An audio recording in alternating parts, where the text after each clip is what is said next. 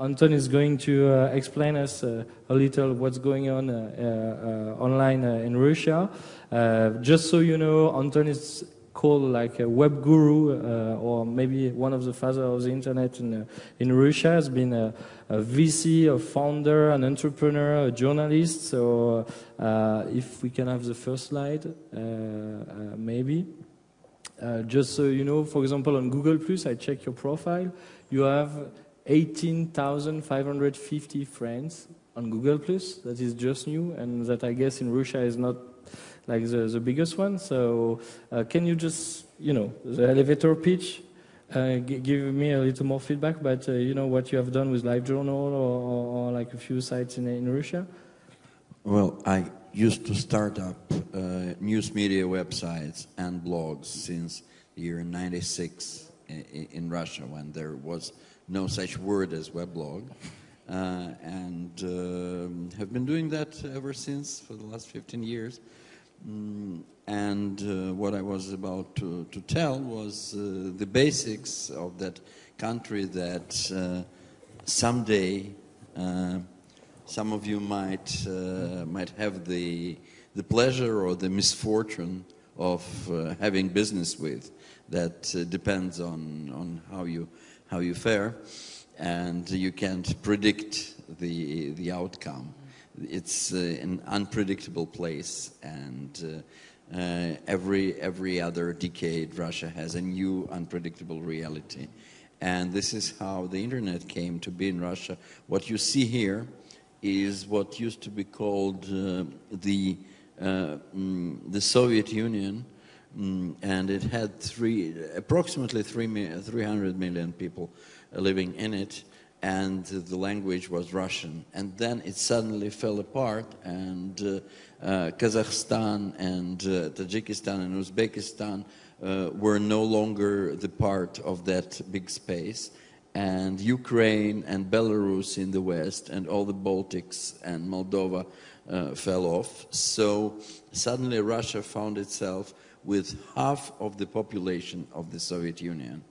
And on the other hand, there are like 30 to 50 million people who were originally living in the Soviet Union, in Russia and the other republics, who emigrated during the Soviet regime and soon thereafter. So when we say Russian internet, it is not about the physical boundaries of that green country called Russia, but it's rather Russian speakers worldwide, which includes Russian speakers here in European Union, probably 10 million of them, Russian speakers in Israel, in Canada, in the United States, in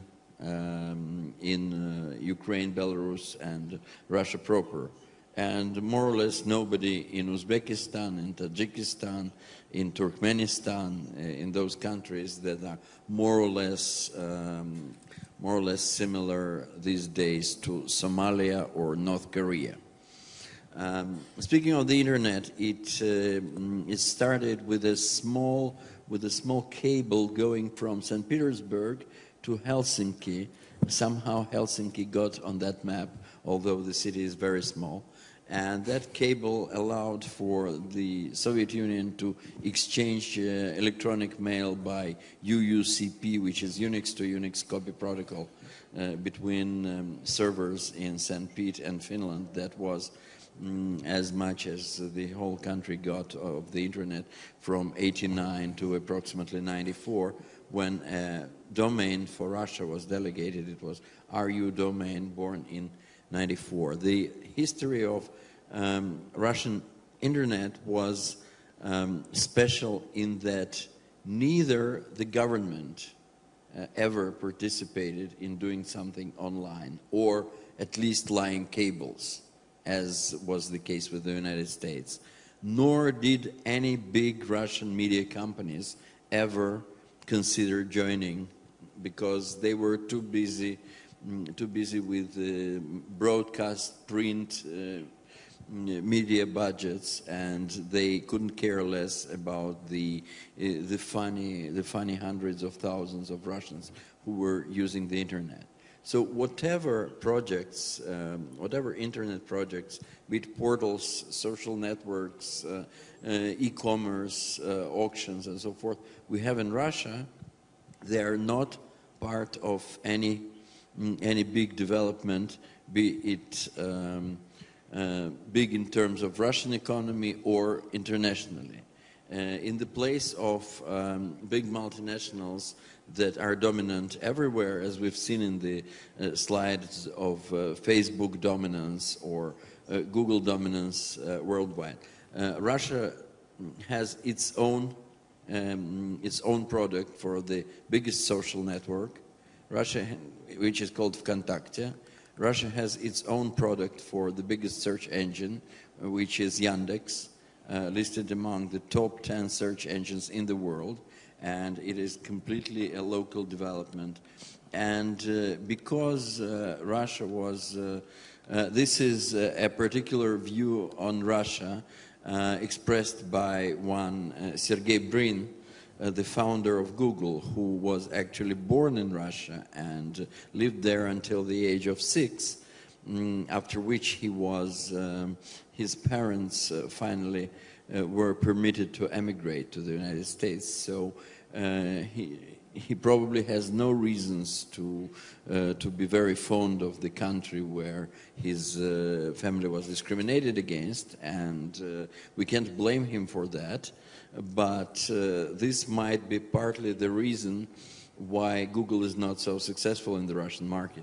Because when Google was trying to acquire one of the ad sales network in Russia, which is called Begun, Putin, who is our alpha dog, currently Prime Minister, President in 3 months, intervened, and the Federal Antitrust Authority banned Google from acquiring that network, explaining that Google has not submitted sufficient information on what this company is about. The company named Google, I mean.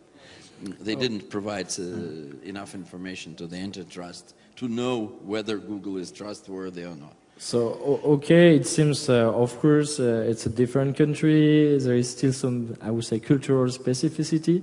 But I think too many times a lot of people still, you are like behind or exotic or, sorry to say, underdeveloped. And I think it's not because Google is not there that there is nothing there. And I think you have like pretty amazing success, local, like created and developed maybe from the people, for the people, not for by big groups. But I think there is a lot of things running on right now on the internet in Russia.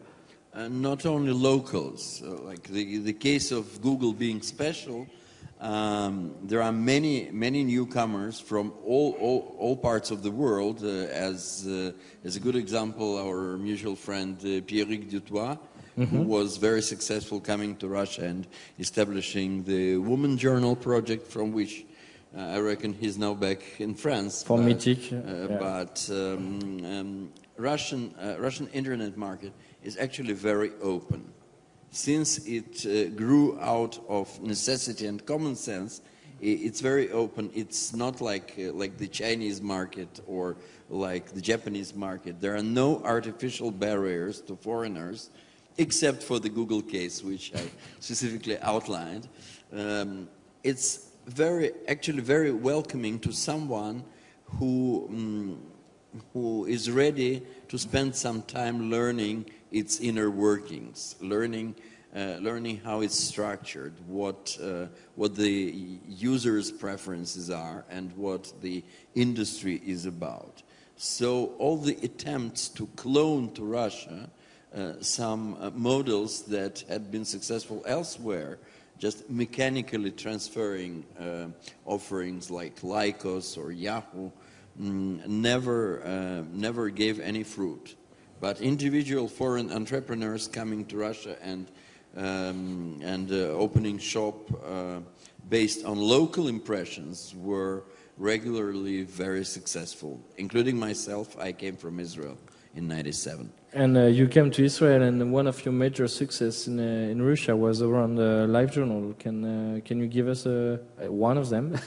Can you give us a few words about it? LiveJournal is something you should know about if you want to do business in the Russian market, because it's Russia's not only Russia's biggest blog hosting platform, because blog hosting platforms are so 2005. This is Russia's one and only independent mass media, because LiveJournal unites the most read and the most popular and the most prominent Russian thinkers. You shouldn't be calling them bloggers. Some of them are journalists, some of them are politicians, some of them side with the authorities and some with the opposition. But LiveJournal has a readership of a monthly Russian readership of 28 million people. For a country with 53 million internet users, 28 million of readers of one website, of one blog hosting, that's quite a lot. That compares to the readership, the global readership of Facebook, which has 750 million out of the global internet population of 1.5 to 2 billion. And interestingly, Facebook is not that big yet in Russia. It's starting, but there is already someone here. The fate of Facebook in Russia is rather curious. Since in 2007, there was a Facebook clone, an exact clone called Fondateur, which you are now looking at. It was created by a bunch of Russian students and aimed at Russian students, and it grew very fast. And these days it has theoretically 130 million registrations. Which is more than the population of Russia. Okay, but if we're talking daily unique visitors, it's 30 million every day a week.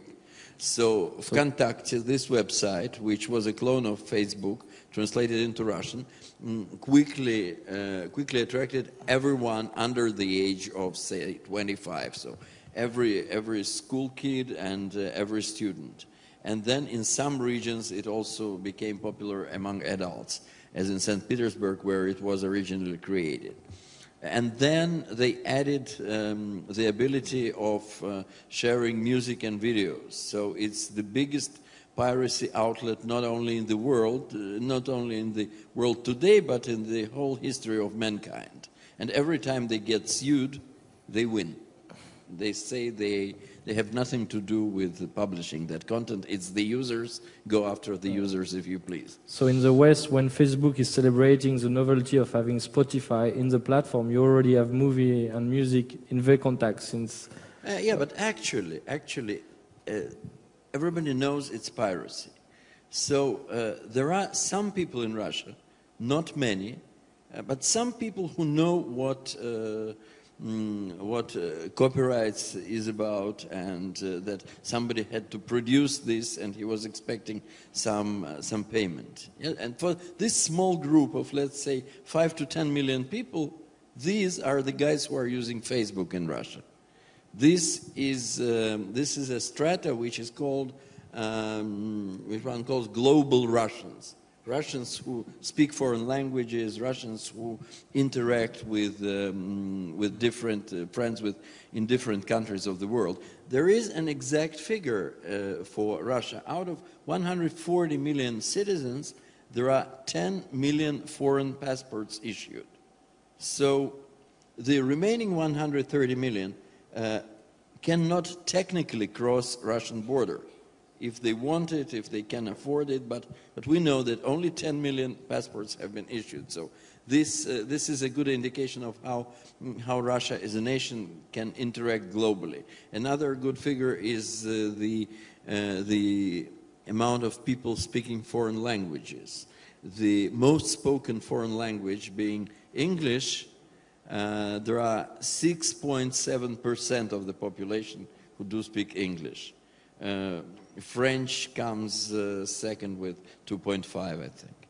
of the population, and German is somewhere near. German used to be bigger than French in the first half of the 20th century, but after the war, French outgrew the German. But still, it's a single percentage. And Facebook is for those who do not mind the barriers, for those who interact. So it's automatically small, but it's premium audience. It's not the guys who are there after pirated movies or music. It's rather the guys who are used to pay for their own music and movies. Okay, so before to let Dominique speak, maybe one or two questions. You know, you have a real Russian with us, and one of the gurus of the Russian internet. So, quelqu'un avec une question, on peut faire la traduction à Anton, il n'y a pas de problème. Hello, hello. Oui, I would like to give an example because we've done businesses with Russia. We have a reference called Ozone, an e-commerce website. And when the deal came on my desk, I thought, oh my God, how I'm going to do business with Russia? Because you were talking about barriers. So is it going to be difficult? What about information and so on? So, you know, all the thing you have in mind that are not necessarily true. And at the end of the day, it took 2 months, which is a very short cycle for the Neolane type of software.